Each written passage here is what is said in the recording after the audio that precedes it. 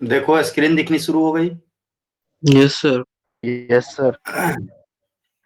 तो अब हमारे दूसरे चैप्टर में मात्र 2 टॉपिक बचा हुआ है। एक है भ्रामक संप्रेषण और दूसरा है प्रभावी संप्रेषण के मार्ग में आने वाली समस्याएं, या पूछ दे कि संप्रेषण मार्ग में उत्पन्न बाधाओं पर प्रकाश डालें। पूछता रहता है एग्जाम में। भ्रामक संप्रेषण हो सकता है टिप्पणी में पूछ दे। अगर टिप्पणी में नहीं पूछता है तो लॉन्ग क्वेश्चन में पूछेगा तो पूछ देगा संप्रेषण की परिभाषा देते हुए भ्रामक संप्रेषण पर प्रकाश डालें। ठीक है, तो 2 टॉपिक है हमारे पास। एक है भ्रामक संप्रेषण और दूसरा है संप्रेषण के मार्ग में आने वाली बाधाएं, या संप्रेषण की चुनौतियां, या संप्रेषण की समस्याएं। तीनों एक ही चीज है। अगर पूछ दिया कि संप्रेषण की चुनौतियों पर प्रकाश डालें तो ये मत समझ लेना कि ये अलग क्वेश्चन है। संप्रेषण की चुनौतियां, या चुनौतियों को कह लो समस्याएं, या संप्रेषण के मार्ग में उत्पन्न बाधाओं पर प्रकाश डालें। इस तरह से क्वेश्चन घुमा करके पूछता है। ठीक है, तो 2 टॉपिक हैं। मेरा लैपटॉप अभी भी कॉलेज में है, दूसरे के लैपटॉप से अभी किसी तरह से काम चला रहा हूं। ठीक है, तो भ्रामक संप्रेषण अब हम पढ़ते हैं। भ्रामक संप्रेषण के लिए चूंकि जो पावर पॉइंट का इस्तेमाल किया था और ये जो नया लैपटॉप दूसरे किसी का लेकर आया हूं, पावर पॉइंट में नहीं हो पाया, तो उसको वर्ड फाइल में मैं कोशिश किया हूं कि लिख करके समझा दूं। जो दूसरा टॉपिक आएगा संप्रेषण की चुनौतियां, भ्रामक संप्रेषण पढ़ने के बाद में उसको ऐसे ही मैं पढ़ाऊंगा। फिर नेक्स्ट क्लास में उस पर जो पावर पॉइंट बनाऊंगा उसका स्क्रीनशॉट आपको दे दूंगा। ठीक है, या कहोगे तो पीडीएफ फाइल बना करके भेज दूंगा आप लोगों के पास। ठीक है, तो आज हम पढ़ते हैं भ्रामक संप्रेषण। बड़ा बड़ा नहीं है, छोटा है। और जैसे देख रहे हो कि भ्रामक संप्रेषण, अब तो दिख रहा है ना स्क्रीन ठीक से? बोलो। Yes sir. तो भ्रामक संप्रेषण क्या है? नाम से ही पता चलता है, भ्रम उत्पन्न करने वाला संप्रेषण ही भ्रामक संप्रेषण है ना। जिस संप्रेषण में भ्रम उत्पन्न हो वह भ्रामक संप्रेषण है। और किसी भी प्रकार के, दूसरे शब्दों में कहें तो किसी भी प्रकार के प्रभावी संप्रेषण के लिए शब्दों का उच्चारण और लेखन दोनों ही स्पष्ट होना जरूरी है। चाहे वह कोई भी संप्रेषण हो, लेकिन अगर कोई व्यक्ति बातचीत कर रहा है, कोई अपनी बातों को साझा कर रहा है, या कोई बात कुछ लिख रहा है, तो उसमें शब्दों का लेखन, शब्दों का उच्चारण बिल्कुल साफ एवं स्पष्ट होना चाहिए। तो किसी भी प्रकार के प्रभावी संप्रेषण के लिए शब्दों का उच्चारण और लेखन स्पष्ट होना जरूरी है। लेकिन कई बार देखने में आता है कि कई बार तकनीकी खराबी हो, या सुनने की क्षमता में कमी हो, या पता चले कि व्यक्ति तोतला है ना, जो बोलने वाला व्यक्ति है वह स्वयं तोतला है। तो कई बार इस प्रकार की कमी होने के कारण वक्ता की बात श्रोता को समझ में नहीं आता, और वह क्या होता है, भ्रम में पड़ जाता है, भ्रमित हो जाता है। तो किसी भी प्रकार के प्रभावी संप्रेषण के लिए शब्दों का उच्चारण, शब्दों का लेखन साफ एवं स्पष्ट होना बहुत ही आवश्यक है। लेकिन कई बार तकनीकी खराबी होने या सुनने की क्षमता में कमी होने के कारण वक्ता की बात श्रोता ठीक से नहीं समझ पाता और भ्रमित हो जाता है, और इसी प्रकार के संप्रेषण को भ्रामक संप्रेषण कहते हैं। जैसे कोई बोलता है काम और किसी को सुनाई दे दिया दाम। किसी ने बोला मोबाइल पर काम, काम कर लेना या काम देख लेना, दूसरे ने सुन लिया दाम देख लेना, तो वहां पर भ्रम की स्थिति हो गई। किसी ने कहा कान, किसी ने सुन लिया शान, या किसी ने कान की जगह पर मान, तो वहां पर भ्रम की स्थिति हो जाएगी। इसी प्रकार उच्चारण स्तर पर अगर हम देखें तो विद्यालय, विद्यालय क्या है? शुद्ध है और स्पष्ट भी है। लेकिन उच्चारण करते वक्त कई विद्यार्थी विद्यालय बोल देते हैं, विद्यालय चलना है ना। तो ये इस प्रकार के जो संप्रेषण है भ्रम उत्पन्न करते हैं, और भ्रम उत्पन्न होने से संप्रेषण सही और सार्थक साबित नहीं हो पाता, है ना। तो ये तो हुआ उच्चारण स्तर पर, जैसे काम का दाम, कान का शान या मान, विद्यालय का विद्यालय, है ना। तो ये उच्चारण स्तर पर है। इसी प्रकार लेखन स्तर पर अगर हम देखें तो लेखन स्तर पर देखो, जैसे रवानगी है, रवानगी, और किसी ने क्या किया, र को व में क्या किया, सटा कर लिख दिया, चिपका दिया, तो रवानगी क्या हो जाएगी? खानगी। यानी रवानगी में र और व को कोई व्यक्ति जोड़ कर लिख देता है, तब तो वह रवानगी नहीं रहेगी, खानगी हो जाएगी। इसी प्रकार हिंदी का जो तालव्य स है, जो तालव्य स दो की तरह होता है, देखो दो की तरह है ना। तो श्वेत है, और श्वेत में आधा श में और फिर व, आधा स और व, सलजम वाली श आधा श है और व है, और दोनों को अगर व्यक्ति मिला दिया तो वह तो ख हो जाएगा, है ना। तो थोड़ा सा अंतर है, लेकिन मिलाकर देखने से, लेखन करने से, अगर लेखन स्पष्ट नहीं है तो श्वेत को व्यक्ति क्या करेगा? जल्दीबाजी में खेत लिख देगा। तो लेखन भी साफ एवं स्पष्ट होना चाहिए, और इसीलिए भ्रामक संप्रेषण के कारण संप्रेषण प्रक्रिया में बाधा उपस्थित होती है, समस्याएं उत्पन्न होती है, या अवरोध उत्पन्न होता है ना। अब इसे हम अगर वाक्य स्तर पर देखें कि वाक्य स्तर पर कैसे समस्याएं उत्पन्न होती है, तो मालिक कहता है, मालिक और नौकर के बीच का वार्तालाप है। मालिक कहता है कि रामू दवा खा लो। नौकर तोतला है, नौकर बोलता है हाँ मालिक, हवा खा ली।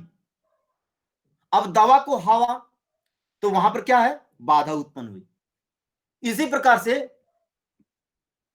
नौकर कहता है मालिक पहले मुझे आप काम बताएं, मालिक पहले आप मुझे काम बताएं। पता चलता है कि मालिक ने उसे ठीक से नहीं सुना, काम की जगह पर उसे दाम सुनाई दे दिया। मालिक बोलता है पहले ही दाम की बात करता है, अपनी औकात मेरा। तो ये क्या है? समस्याएं उत्पन्न करती हैं, है ना। इसी प्रकार से एक और उदाहरण देखिए, डॉक्टर, डॉक्टर बोलता है मरीज से दवाई पी ली थी। मरीज समझता है दूसरा, उसको सुनाई, वह समझता है पी और ली को एक में मिला दो तो क्या हो जाएगा? पी ली।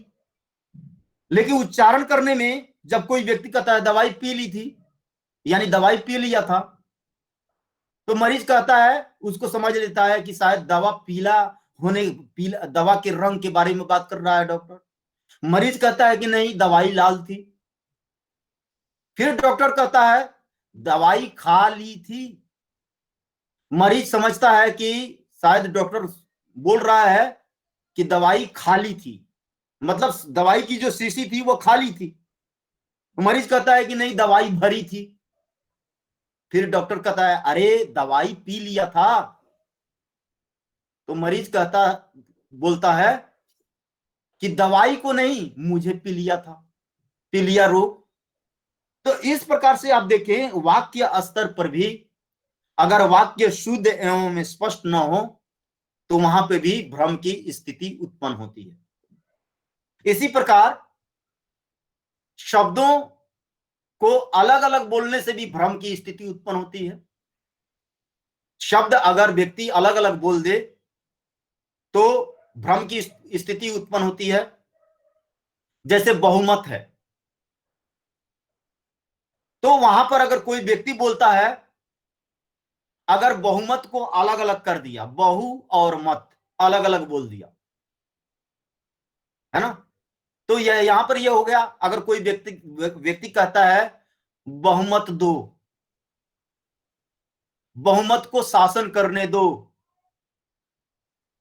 तो अगर अगर व्यक्ति इसी बहुमत को अलग अलग बोल दिया तो हो जाएगा ना कि बहु को मत शासन करने दो, बहुमत दो, है ना। इसी प्रकार तुम्हारे शब्द को देखिए, अगर तुम और हारे को अलग अलग व्यक्ति इस्तेमाल करता है तो क्या हो जाएगा, तुम्हारे यानी तुम हार गए, है ना। तो अलग अलग शब्द बोलने से भी भ्रम की स्थिति उत्पन्न होती है। इसी प्रकार कोई व्यक्ति लगातार बोल रहा है, उसे अल्प विराम, कॉमा, इन्वर्टेड कॉमा, पूर्ण विराम यानी फुल स्टॉप का प्रयोग मालूम नहीं है कि किस तरह से प्रयोग करना चाहिए, कहां पर रुकना चाहिए। तो वैसी स्थिति में भी भ्रम की स्थिति उत्पन्न हो जाती है ना। तो अल्प विराम का सही प्रयोग नहीं करने से भी भ्रम की स्थिति उत्पन्न होती है। बोलो क्लियर हुआ कि नहीं हुआ? हेलो हेलो, क्लियर हुआ? जी सर। Yes sir. और इसी प्रकार sir. से बलाघात का सही प्रयोग नहीं करने से भी भ्रम उत्पन्न होता है। अब बात आती है कि बलाघात क्या है। बलाघात है जब किसी शब्द या वाक्य का उच्चारण करते समय अगर शब्द है तो उसके किसी अक्षर पर, वाक्य है तो उसके किसी शब्द पर ज्यादा बल देना पड़े, उसे बलाघात कहते हैं। यानी उच्चारण करते समय किसी शब्द पर या किसी शब्द के किसी ध्वनि पर अत्यधिक बल देना ही बलाघात कहलाता है।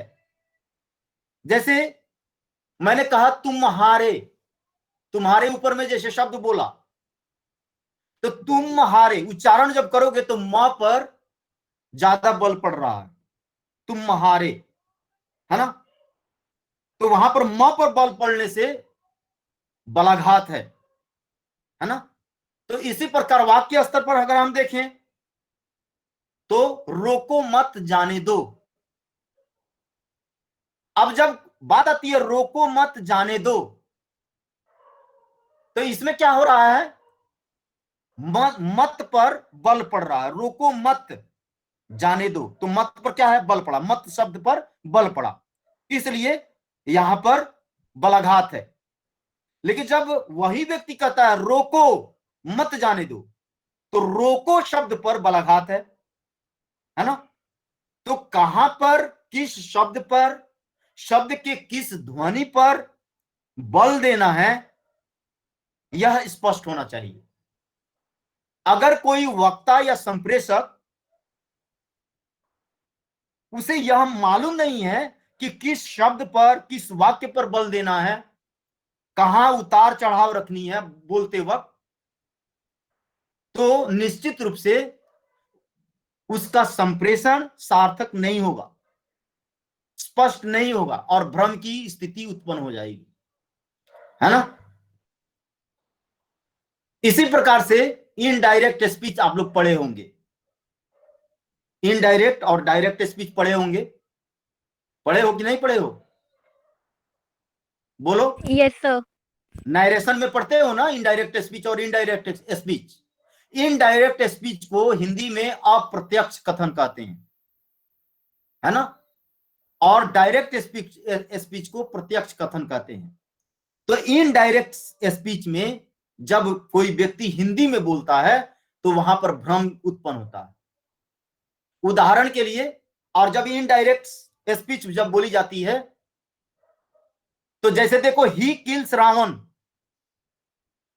ही kills Ravan, Ravan is killed by Ram. बात दोनों में एक ही है ना, दोनों में एक ही है, लेकिन Ravan is killed by Ram जब बाई का प्रयोग करते हैं तो वहां का उसका अर्थ क्या होता है, द्वारा, है ना, राम द्वारा रावण मारा गया। तो यहां पर जो इनडायरेक्ट स्पीच है Ravan is killed by Ram. उसी तरह से हिंदी में अगर आप देखें तो देखिए एक उदाहरण, दिल्ली सरकार द्वारा भगाई गई लड़कियों के लिए योजना बनाई गई। अब इससे क्या है, अगर अखबार में इस तरह की बातें आ जाती है, द्वारा शब्द का इस्तेमाल होता है, इनडायरेक्ट स्पीच में बात की जाती है, तो वहां पर भ्रम की स्थिति होती है। ऐसे इस सेंटेंस को, इस वाक्य को पढ़ने से या बोलने से व्यक्ति को यह मालूम नहीं होता कि दिल्ली सरकार ने, अब यहां पे लिखा हुआ है दिल्ली सरकार द्वारा, ऐसा पता चलता है कि दिल्ली सरकार ने ही लड़कियों को भगाई है ना, भगाई गई लड़कियों के लिए योजना बनाई है, यानी कोई भगा कर लेकर गया है और उसके लिए सरकार योजना बनाई है, यानी इसमें दिल्ली सरकार की मिली भगत है। लेकिन जब वही बात डायरेक्ट स्पीच है ना, कहते हैं इनडायरेक्ट स्पीच में, तो वहां जो द्वारा शब्द का जो प्रयोग किया गया है, वहां पर जैसे ही ने लगा देते हैं, दिल्ली सरकार ने भगाई गई लड़कियों के लिए योजना बनाई। दोनों में अंतर है, दिल्ली सरकार द्वारा भगाई गई लड़कियों के लिए योजना बनाई गई, दिल्ली सरकार ने भगाई गई लड़कियों के लिए योजना बनाई, दोनों में अंतर है। तो इसमें उचित कौन है और सही कौन है? दिल्ली सरकार ने भगाई गई लड़कियों के लिए योजना बनाई। ठीक है, तो कई बार इनडायरेक्ट स्पीच में बोलते वक्त भी भ्रम की स्थिति उत्पन्न हो जाती है। ठीक है, क्लियर हुआ? बोलो यस बोलो सर। ना, क्लियर हुआ कि नहीं हुआ? Hello, yes sir. Yes sir. अब आगे बढ़ते हैं, और इसीलिए जो तुम नीचे का कथन देखे कि दिल्ली सरकार ने भगाई गई लड़कियों के लिए योजना बनाई, ये क्या है? डायरेक्ट स्पीच है ना, प्रत्यक्ष कथन है। इसलिए हिंदी में द्वारा शब्द का इस्तेमाल बहुत ही सोच समझकर करना चाहिए, नहीं तो अर्थ का अनर्थ हो जाता है। आगे देखते हैं, श्लिष्ट शब्द का प्रयोग जानबूझकर करने से भी संप्रेषण में भ्रम की स्थिति उत्पन्न होती है। श्लिष्ट शब्द का मतलब क्या हुआ कि ऐसा शब्द जिसके दो अर्थ हों, यानी द्विअर्थी शब्द का इस्तेमाल करने से बचना चाहिए। बोलने के क्रम में द्विअर्थी शब्द नहीं बोलना चाहिए। अगर कोई व्यक्ति द्विअर्थी शब्द का इस्तेमाल करता है तो वहां पर भी भ्रम की स्थिति उत्पन्न होती है। जैसे आप लोग महाभारत देखे होंगे, नहीं देखे होंगे तो महाभारत की कहानी भी सुने होंगे। Yes sir. जब महाभारत युद्ध चल रहा था तो उस समय एक द्रोणाचार्य युद्ध के मैदान में थे। द्रोणाचार्य पांडवों और कौरवों दोनों के गुरु थे, है ना। तो उनके सामने खुद गुरु पर शिष्य तीर चलाए, बाण चलाए, ये तो न्याय नहीं है। तो इस दृष्टि से द्रोणाचार्य को हराना, पराजित करना बहुत ही मुश्किल काम था, असंभव लग रहा था। तब वहां पर षड्यंत्र रचा गया कि क्यों ना द्रोणाचार्य का जो पुत्र है अश्वत्थामा को यह बोल दिया जाए कि मार दिया गया, अश्वत्थामा मारा गया, है ना। जबकि उस समय अश्वत्थामा एक हाथी का नाम था, है ना। अश्वत्थामा का अर्थ हाथी भी होता है। ठीक है, तो द्रोणाचार्य का हौसला पस्त करने के लिए युधिष्ठिर ने कहा अश्वत्थामा मारा गया। अब यह जो अश्वत्थामा शब्द है यह क्या है? द्विअर्थी है। इस अश्वत्थामा से दो अर्थ निकल रहे हैं। एक तो अश्वत्थामा द्रोणाचार्य का पुत्र, और एक अश्वत्थामा का अर्थ है हाथी। तो युधिष्ठिर ने कहा अश्वत्थामा मारा गया, यानी हाथी मारा गया, जबकि द्रोणाचार्य ने भ्रम में समझ लिया कि मेरा पुत्र मारा गया। और यही कारण है कि उनका हौसला पस्त हुआ और फिर वाणों से अर्जुन ने बिंद दिया, द्रोणाचार्य समाप्त हो गए, मारे गए।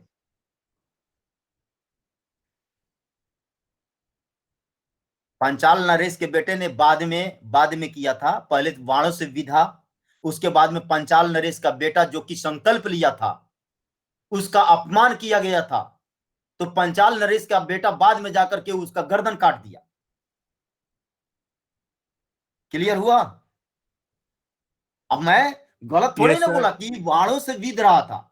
इधर द्रोणाचार्य जी वहां चला रहे थे, अर्जुन खुद परेशान थे, तब षड्यंत्र रचा गया।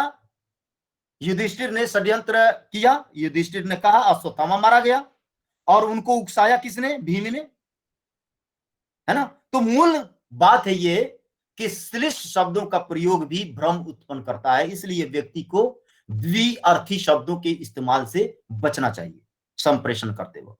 तो ये हुई भ्रामक संप्रेषण की बात। बोलो क्लियर हुआ कि नहीं हुआ? बोलो। Yes sir. Yes sir. तो अब हम लोग पढ़ते हैं नेक्स्ट, संप्रेषण, प्रभावी संप्रेषण की चुनौतियां। प्रभावी संप्रेषण की चुनौतियां। और प्रभावी संप्रेषण की चुनौतियों की बात करते हैं, या पूछ दे संप्रेषण की समस्याओं पर प्रकाश डालें, या पूछ दे प्रभावी संप्रेषण के मार्ग में उत्पन्न समस्याओं पर प्रकाश डालें, या पूछ दे प्रभावी संप्रेषण में आने वाली बाधाओं पर प्रकाश डालें, तो आंसर एक ही होगा, है ना। उसे चुनौतियां कह लो, समस्याएं कह लो, या बाधा कह लो, या अवरोध कह लो। ठीक है। तो प्रभावी, किसी भी प्रकार के प्रभावी संप्रेषण के लिए, किसी भी प्रकार के इफेक्टिव कम्युनिकेशन के लिए 4 अंग महत्वपूर्ण माने गए हैं। और वे 4 अंग कौन कौन से हैं? कोई भी संप्रेषण कब प्रभावी होता है, तो उसके 4 अंग है। 4 अंगों के कारण ही, 4 तत्वों के कारण ही कोई भी संप्रेषण प्रभावी होता है। पहला क्या है? क्या कहना है। दूसरा है कब कहना है। तीसरा है किससे कहना है। और चौथा है किस प्रकार कहना है ना। तो किसी भी प्रभावी संप्रेषण के लिए 4 अंग, क्या कहना है, कब कहना है, किससे कहना है, और किस प्रकार कहना है। इन्हीं 4 अंगों से कोई भी संप्रेषण प्रभावी बनता है, उसका इफेक्ट पड़ता है, उसका इंपैक्ट पड़ता है ना।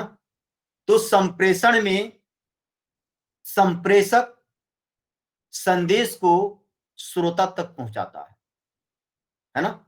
संप्रेषक ही संदेश को श्रोता तक पहुंचाने का काम करता है।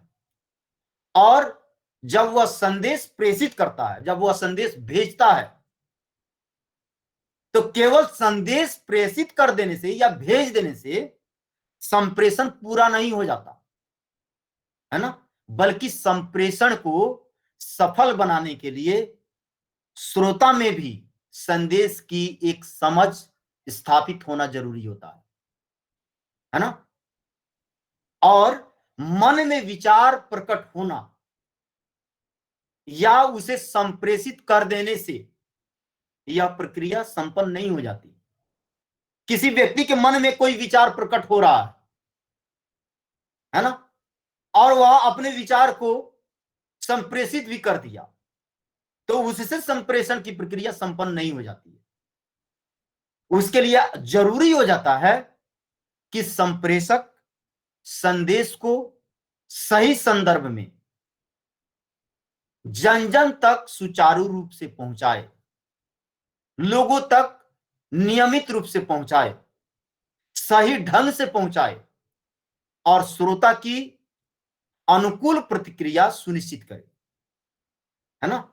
और यदि संप्रेषक संदेश का उचित रूप में कोडीकरण नहीं कर पाता, या विचारों की उससे सही अभिव्यक्ति नहीं हो पाती, तो ऐसी स्थिति में क्या होता है? ऐसी स्थिति में श्रोता पर या जो लक्षित समूह होता है उस पर प्रभाव नहीं पड़ता है उसका, और श्रोता की उचित प्रतिक्रिया के अभाव में, श्रोता के फीडबैक के अभाव में संप्रेषण अपनी उद्देश्य प्राप्ति में असफल हो जाता है ना। और इस प्रकार संप्रेषण करना कोई आसान काम नहीं है ना।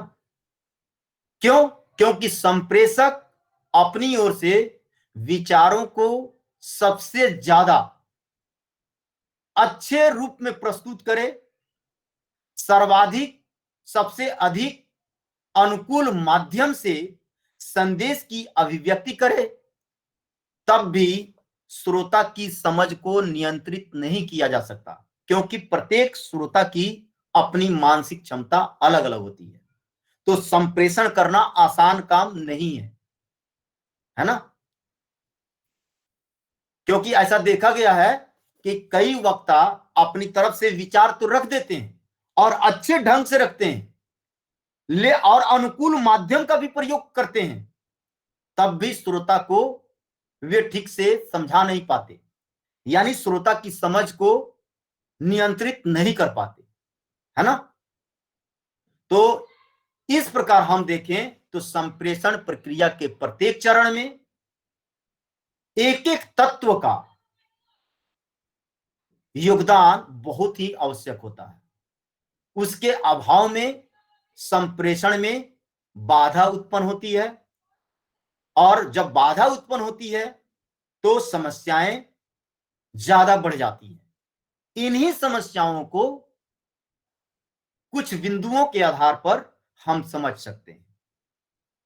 बोलो, भूमिका समझ में आई कि नहीं आई? बोलो। Yes sir. अब हम बात करते हैं कि संप्रेषण, प्रभावी संप्रेषण में उत्पन्न समस्याओं को कैसे स्पष्ट किया जा सकता है। तो कुछ बिंदु हैं।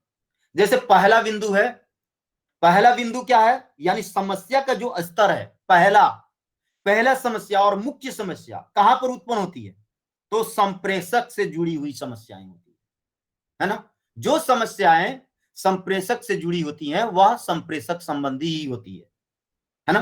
तो पहला बिंदु है समस्या, संप्रेषक संबंधी समस्या, है ना। और संप्रेषक संबंधी समस्या क्या है? जैसे संप्रेषक की जैसे ही असावधानी हुई, कहते हैं ना ट्रक पर भी लिखा होता है सावधानी हटी दुर्घटना घटी, है ना। तो संप्रेषक की असावधानी से भी बाधाएं उत्पन्न होती है, और ये बाधाएं संप्रेषण में समस्याएं पैदा कर देती हैं। ऐसी समस्याओं को उत्पन्न करने में कई परिस्थितियां जिम्मेदार होती है ना। कई परिस्थितियां कौन कौन सी जिम्मेदार होती हैं?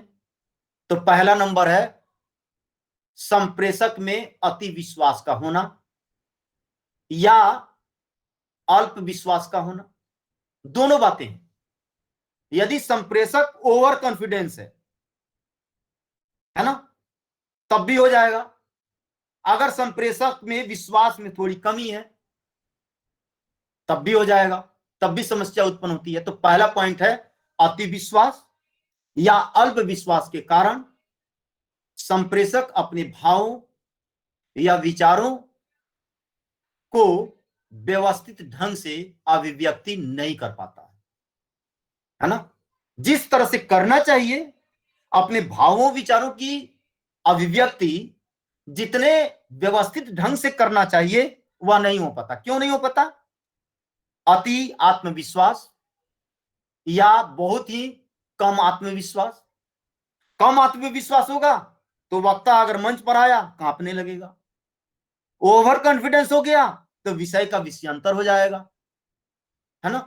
तो अति विश्वास और अल्प विश्वास के कारण भी संप्रेषक अपने भाव विचारों को व्यवस्थित ढंग से अभिव्यक्त नहीं कर पाता है, तो इससे भी समस्या उत्पन्न होती है।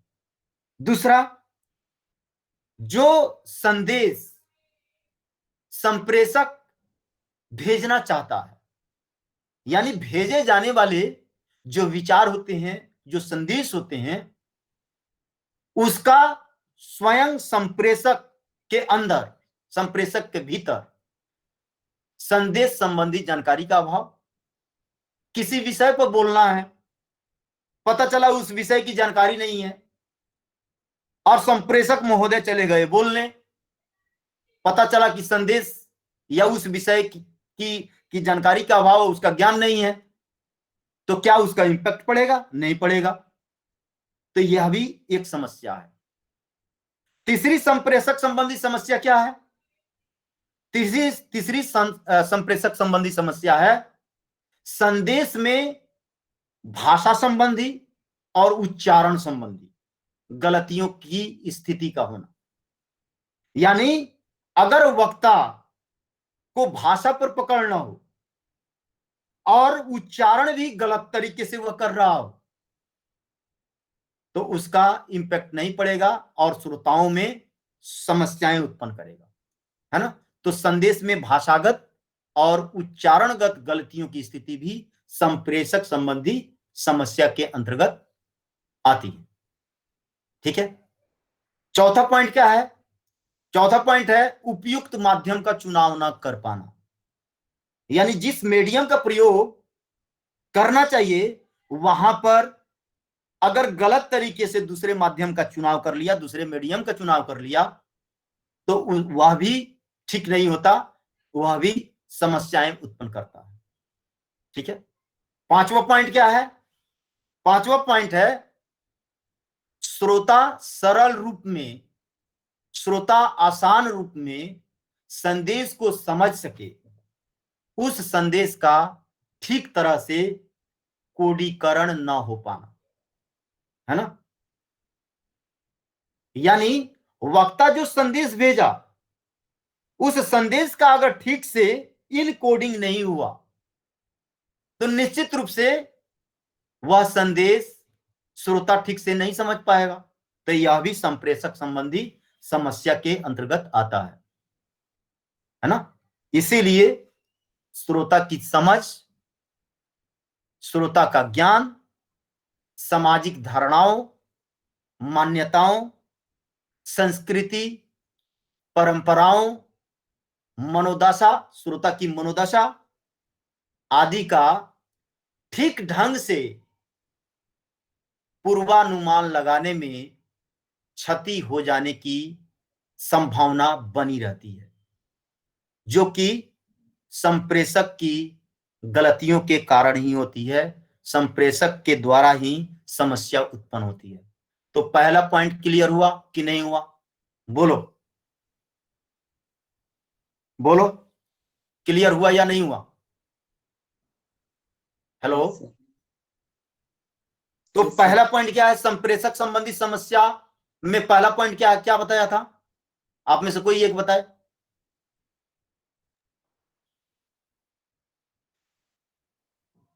संप्रेषक संबंधी समस्या में पहला पॉइंट क्या बोला था?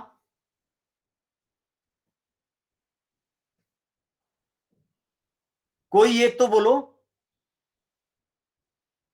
अरे भाई मेरी आवाज जा रही है कि नहीं जा रही है? बिल्कुल जा रही है सर। तो पहला पॉइंट क्या बताया संप्रेषक संबंधी समस्या में?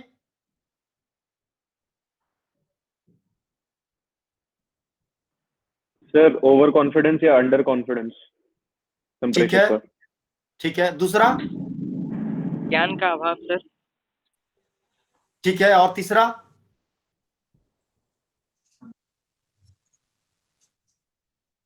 द्विअर्थी शब्द, तो वो तो भ्रामक संप्रेषण में है, वो भी समस्या है, बिल्कुल सही कहा आपने। भाषागत और उच्चारणगत गलतियों की स्थिति, है ना। भाषा पर पकड़ नहीं है, उच्चारण भी ठीक तरीके से नहीं कर पा रहा संप्रेषक, तो वहां पर भी समस्या। अगला पॉइंट क्या बताया था? सर मीडियम ऑफ लैंग्वेज जिस मीडियम में से बोलना चाहिए उस मीडियम में वो नहीं बोल रहा। तो वही तो हो गई ना, भाषागत बात हो गई ना। मीडियम का चुनाव ना कर पाना। पता चले दूर दराज में बैठे व्यक्ति हैं, उनको संबोधित करना है, तो गला फाड़ करके भी चिल्लाएगा तो लोग ठीक से नहीं सुन पाएंगे, है ना। तो उपयुक्त माध्यम का चुनाव ना कर पाना, एक ये है। पांचवा पॉइंट क्या क्या बताया था?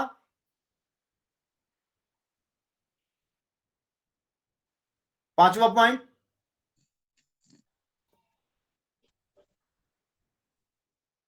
सर पांचवा जो उसने पॉइंट है मैसेज तो जो उसने मैसेज दिया उसका इनकोडिंग नहीं कर पा रहा श्रोता, जो कि हाँ, उसकी एनवायरनमेंट के वक्ता ने अगर ठीक ढंग से इनकोडिंग नहीं किया अपने मैसेज का, अपने विचारों का ठीक ढंग से इनकोडिंग नहीं किया, तो श्रोता उसे आसानी से कैसे समझेगा? यह भी एक समस्या है। इसलिए श्रोता की समझ, ज्ञान, सामाजिक धारणाओं, संस्कृति, परंपराओं, मनोदशा आदि का ठीक ढंग से पूर्वानुमान लगाने में क्षति हो जाने की स्थिति हो जाती है और ये समस्याएं पैदा होती है। क्लियर हुआ इतना कि नहीं हुआ? Yes sir. तो क्लास यहीं पर आज समाप्त करता हूं, बाकी जो बचेगा उस दिन पढ़ेंगे। तब तक मैं हो सकता है कि तैयारी भी कर लूं। ठीक है? ठीक है सर।